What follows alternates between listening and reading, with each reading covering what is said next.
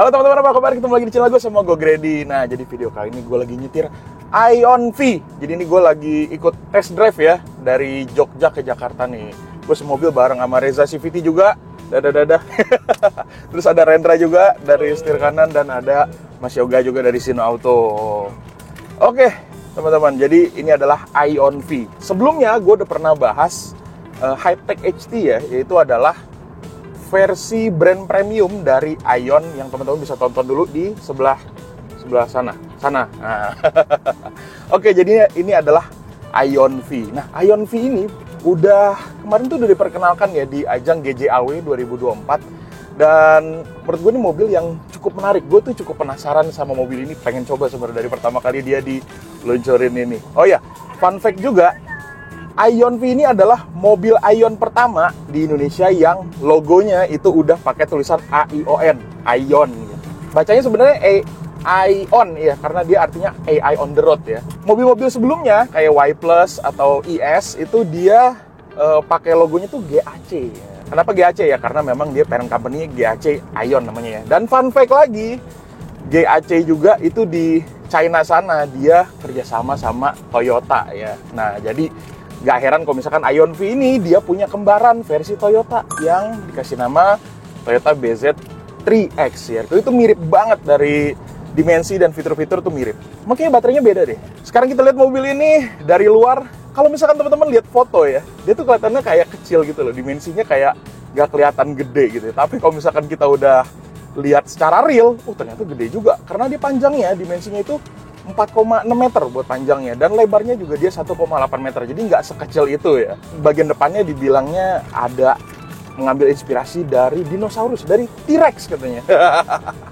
Iya, agak mirip T-Rex sih. Dan ini juga mukanya ini lumayan kontroversial, karena kalau menurut gua ini mukanya tuh pas banget, cocok sama desainnya.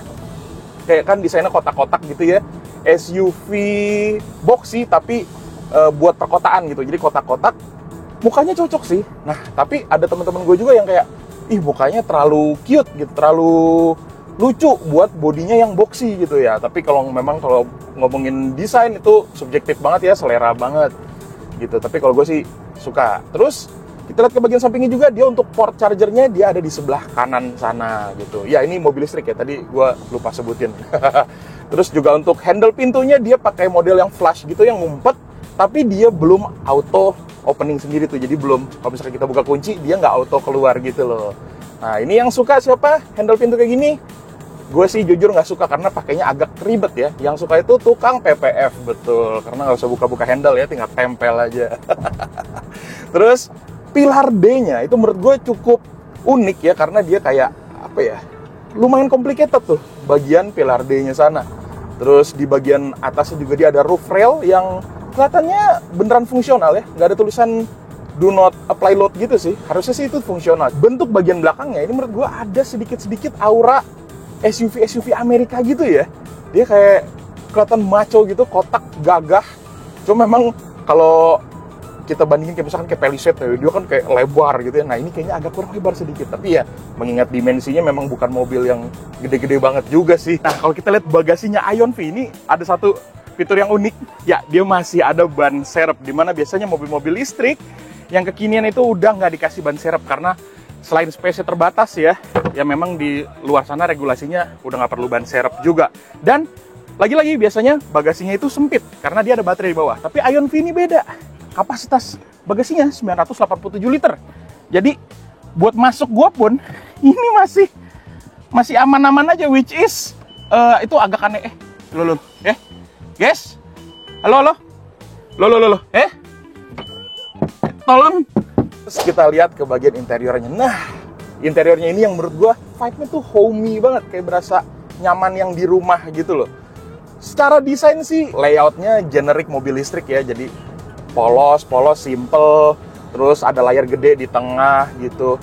Tapi untuk materialnya ini tuh kayak material sofa gitu loh, ada jahitannya gitu. Terus kayak jahitannya juga motifnya tuh mirip sofa lah gitu, jadi berasa kayak ada di rumah. Nah, di head unitnya ini tampilan awalnya dia bentuknya ya kayak gini, dan ini teman-teman bisa tarik dari kanan. Nah, ini ada shortcut gitu buat ini ada 3 mode berkendara, comfort, sport, dan power save. Terus ada buat pengaturan lampu juga, rear fog lamp, terus kunci kunci jendela, sorry. Ini untuk pelipatan spion dan pengaturan spion dari sini, teman-teman pencet regulate. Nanti teman-teman bisa atur pakai setir ya. Bagian sini ini untuk spion kiri, ini untuk spion kanan. Terus juga ini untuk buka bagasi belakang. Terus ini brightness layarnya, dan di sini juga ada kayak menu ini untuk mengaturkan media. Terus ada jam juga, bisa edit sih, bisa tambah sendiri widgetnya.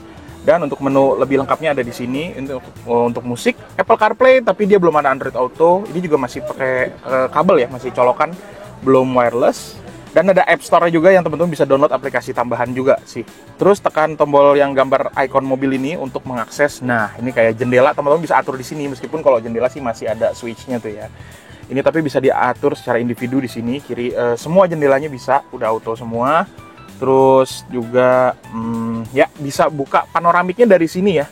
Cuman dari sini, karena dari atas ini nggak ada switch apa-apa. Cuman ada hazard doang sama lampu kabin. Terus untuk bagasi juga teman-teman bisa buka di sini tuh. Mau buka seberapa lebar bisa diatur gitu. Oke. Terus di sini ada pengaturan buat lampunya juga. Ini lampu mobilnya bisa teman-teman atur juga ketinggiannya di sini. Terus ini rear fog lamp, DRL mati nyala. Terus lampu ini juga bisa teman-teman akses ya dari head unit, tapi bisa lebih gampang dipencet aja sih langsung gitu. Nah, ini smart cabin untuk pengaturan kursinya. Dia ada posisi kursi bisa diatur, dia ada 3 preset memori untuk yang kursi bagian kanan aja, dan bisa front double bed nih. Kalau enable nanti kursinya bakal jadi kayak bed gitu ya, kayak kasur. Jadi dua-duanya yang baris depan akan ngerebah nyambung ke kursi bagian belakang. Terus easy driver in and out ini kalau teman-teman aktifin, nanti begitu pintu dibuka, dia kursinya akan otomatis mundur gitu. Jadi kita akses keluarnya lebih gampang. Terus ini untuk spionnya, pengaturan tambahan. Nah, di sini ada ventilated seat juga, bisa mendinginkan, bisa menghangatkan, atau smart nih. Jadi ngikutin dia bisa baca situasi ya. Terus ada massage juga, ini bisa pijit nih, banyak pilihan pijitnya. Oke. Nah, di deputy chair ini tuh kursi penumpang depan. Kalau yang main chair ini driver gitu. Bahasa Inggrisnya memang agak agak nggak konvensional gitu ya. Tapi ya lama-lama kita ngerti juga sih. Nah, ini juga ada intensitasnya, mau gentle, standar, atau strong. Terus ini untuk fitur ADAS-nya, Adigo. Ada banyak ADAS-nya, dia level 2. Terus ada energy consumption-nya juga. Ada charge. Terus ada discharge, ini untuk menggunakan fitur V2L. Dia akan menggunakan fitur V2L-nya nih hingga baterainya tuh minimal 20%. Jadi kalau misalkan udah 20%, fitur V2L akan berhenti. Dan ya mobilnya sisanya 20% buat kita nyari SPKL berikutnya gitu ya. Nah, dia bisa sampai 3300 watt.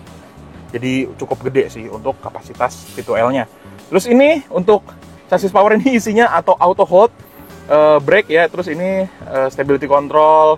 Terus ini hill descent control, terus ada ini rem tangan EPB sebenarnya. Dia aktif secara otomatis sebenarnya, tapi kalau teman-teman mau akses secara manual bisa dari sini. Ini untuk towing mode dan lain-lain ya. Nah, ini juga untuk respon setirnya ada standar, sport, comfort, dan sport, bisa teman-teman atur sendiri. Nah, body aksesoris ini yang lumayan banyak nih. Dia pilihannya banyak banget, dan termasuk di sini ada pengaturan wipernya, intermittennya mau semana, karena di sini cuma bisa ada yang speed. Untuk intermittennya tetap atur dari head unit. Dan ada ini air conditioner. Terus ada wireless charging juga, aktifinnya dari sini. Terus dia ada kulkas juga yang teman-teman bisa atur dari sini nih. Jadi ada heating, ini bisa sampai 50 derajat, ada refrigeration 0 sampai 20 derajat, dan ada freezing atau beku -1 sampai -15 derajat. Dah, kayak gitu sih. Nah, banyak ya, jadi semua pengaturannya ada di head unit. Gue masih belum biasa banget pengaturan tuh semua dimasukin ke head unit gitu ya. Ya kayak gini nih, gue lagi nyetir mau ngatur spion aja, itu harus masuk ke beberapa menu gitu. Dan ya menurut gue itu agak kurang praktis. Kelihatannya tuh kayak pengen lebih praktis, tapi malah enggak gitu loh. Untuk head unitnya sendiri ini dia layarnya gede loh, 14,6 inci. Jadi dia udah kayak laptop gitu ya. Kayak frame per second-nya itu juga dia udah mulus gitu. Dan dia udah ada fitur Apple CarPlay, karena Android Auto-nya belum.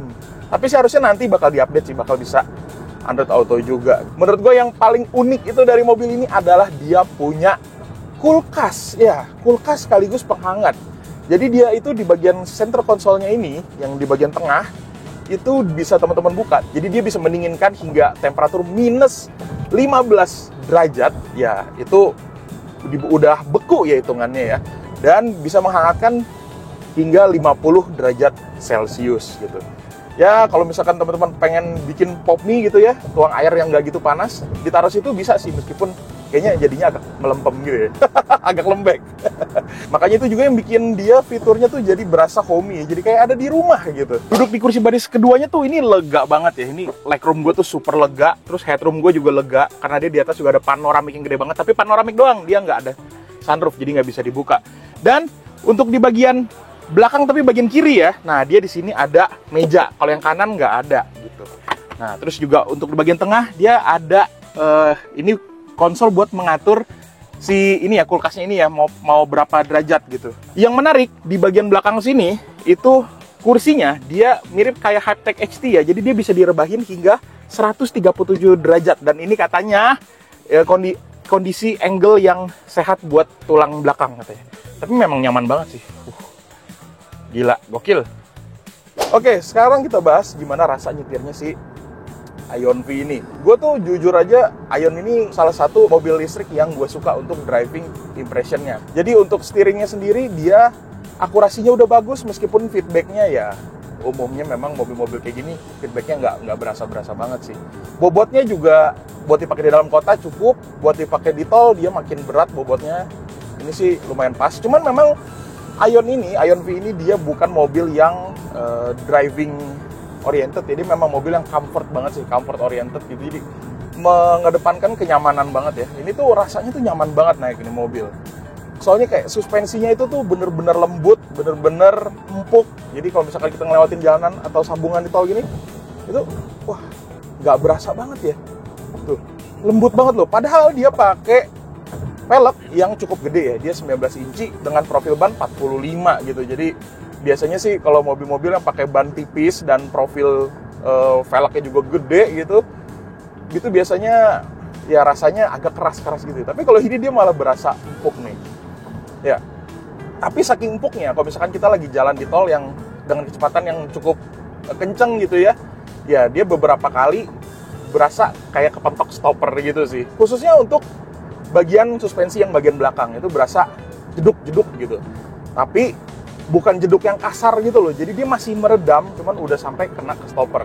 Untuk duduk di kursi baris depan sih, jadi pengemudi ataupun penumpangnya itu nggak gitu berasa. Tapi kalau buat penumpang yang duduk di kursi belakang, itu lumayan berasa tuh impact-nya tuh. Tenaganya sih ya, tenaganya dia untuk sebuah mobil listrik sebenarnya nggak terlalu fantastis ya. Dia 204 PS dan torsinya 240 Nm. Dan buat ini kayak misalkan sekarang di tol, oh tanpa sadar gue udah jalan 130 guys ternyata. Buat akselerasi gitu sih tenaganya nggak kurang, tapi dia bukan yang ngejambak gitu loh. Kadang kan teman-teman pengen yang mobil listrik tuh yang brutal gitu ya tarikan akselerasinya. Kalau ini sih nggak, dia lebih ke halus gitu. Dan sekarang kita ngomongin baterainya kali ya. Baterainya ini dia kapasitasnya gede. Dia 75,3 kWh. Dengan range itu diklaim bisa menempuh jarak 600 km dalam sekali pengisian. Nah, jadi kemarin kita udah muterin Jogja ya, naik mobil ini, dan kita tuh menempuh kurang lebih berapa ya? 118 km, dan dapat range itu kalau misalnya kita hitung-hitung dengan fuel consumption-nya dapat berapa? Fuel consumption. Totalnya jadi 591. Jadi kalau klaimnya 602 cuma turun sekitar 11 km, oke lah. Oh, berarti akurasinya 91%. Iya, akurasinya 91%. Berarti dengan klaimnya nggak beda jauh ya? Nggak terlalu beda jauh. Itu beda jauh. Tapi itu dalam pemakaian normal ya, kayak di dalam kota gitu. Nanjak ya. tapi banyak. Oh iya, banyak nanjaknya juga sih sama belok-belok. Iya benar-benar. Tapi kalau misalnya kita pakai di dalam tol ya itu udah beda kasus kalau mobil listrik ya. Itu tergantung kaki masing-masing. Iya. Karena gitu mobil listrik tuh nggak berasa kayak tadi gue tiba-tiba udah 130 aja. Nggak berasa tuh padahal di dalamnya. Karena effortless gitu. Dan dia kondisi cuaca ngaruh ke baterai juga kan, Beb? Bener lagi. Kemarin lagi adem-adem banget. Hari ini panas. Kemarin lagi adem gitu. Oke sih. Tapi intinya sih mobil ini punya baterai yang cukup gede buat teman-teman pakai aktivitas. Mau keluar kota pun dia mumpuni gitu. Bahkan sebenarnya kalau misalkan teman-teman nyetirnya bener gitu ya, bisa sih dari Jakarta kayak ke Semarang gitu tanpa ngecas dan masih aman di kota Semarangnya gitu, nggak deg-degan. Tapi ya nyetirnya nggak bisa kencang-kencang, paling 80 km per jam terus gitu. Oke, terus juga Si Ion V ini dia udah punya sistem ADAS yang dijadiin kayak satu sistem itu yang mereka namain Adigo. Nah, sistem ADAS ini dia udah sampai ke level 2. Jadi dia udah bisa semi autonomous gitu ya, yang teman-teman bisa aktifin. Kalau misalkan teman-teman pengen pakai adaptive cruise control-nya itu lucu. Tinggal tekan tuas transmisinya ya, atau gear selectornya ini 2 kali ke kanan gitu. Ke D, jadi ke gear D itu 2 kali gitu. Nanti dia bakal aktif gitu. Terus juga dia udah dilengkapi nih sound system yang dikasih nama Adigo juga. Dia ada 9 speaker. Dia juga ada driver monitoring system nih di bagian pilar A-nya ini yang menonjol gitu ya. Mungkin kalau teman-teman baru masuk nggak tahu itu apa, berasa lagi direkam gitu. Tapi dia bisa buat ini ya, monitoring kalau misalkan supir ngantuk nanti dia bakal kasih warning gitu. Nah, tapi coba nih, kalau di merek sebelah ya, gue inget banget kalau misalkan gue ketawa itu dia bakal kasih warning. Kalau di mobil ini kayak gitu nggak ya? Coba ya. Oh, ternyata enggak, guys. Soalnya di merek sebelah, gue ketawa dianggapnya tidur. Waduh, parah. Padahal sama-sama sipit mukanya kita ya. Tapi yang pengen gue highlight sih dari mobil ini tuh bener-bener dia comfort oriented banget ya. Ini tuh nyetirnya tuh bener-bener relax gitu loh, relax, santai. Cuman memang kalau misalkan dipakai buat nyetir yang agak kenceng, nekuk-nekuk kayak kemarin tuh kita lewatin jalan ke pegunungan gitu ya. Itu kalau misalkan teman-teman tekan atau tekuk-tekuk, dia sebenarnya agak berasa understeer, dan untuk penumpangnya juga itu tumpah-tumpah gitu. Body roll-nya berasa banget ya. Jadi memang mobil ini bukan peruntukannya dibawa buat sporty driving gitu ya. Dan untuk peredaman kabinnya juga ini cukup bagus ya, dan karena dia mobil listrik dia nggak ada suara mesin gitu, nggak ada suara dengungan. Akhirnya suara bannya ini jadi kedengeran banget, apalagi kita lagi lewatin jalanan yang beton. Tapi nggak sampai di tingkat yang mengganggu, ini masih oke lah. Ini kita lagi kecepatan 110 km per jam, suara bannya sih masih nyaman-nyaman aja gitu. Dan ada sedikit kedengaran suara angin, tapi kayaknya lebih kedengaran kalau kita duduk di belakang ya. Tadi gue duduk di belakang tuh agak gitu kedengaran gitu suara anginnya, kalau di depan ini kayaknya nggak gitu mengganggu sih. Ya. Tapi intinya mobil ini sih dengan harganya tuh belum ini ya, belum resmi launching ya, dirilis ya. Ya, tapi katanya bakal di bawah 500 juta. Nah, tapi biasanya nih brand-brand China itu kalau ngasih harga ya, ngasih bocoran harga, itu lebih tinggi daripada harga aslinya. Jadi biasanya harga aslinya lebih rendah. Itu aja menurut gue di bawah 500 juta aja udah rendah loh. Buat mobil yang fiturnya bejibun kayak gini, nyamannya kayak gini, gue bingung sih, asli. Mungkin teman-teman boleh pertimbangkan kalau misalkan lagi nyari mobil listrik yang baterainya gede dan bentuknya juga SUV. Oke teman-teman, paling kayak gitu aja buat video driving impression untuk Ion V. Thank you banget yang udah nonton sampai habis. Gue Grady, sampai ketemu di video berikutnya. Jangan lupa makan. Dadah. Cruising through the night.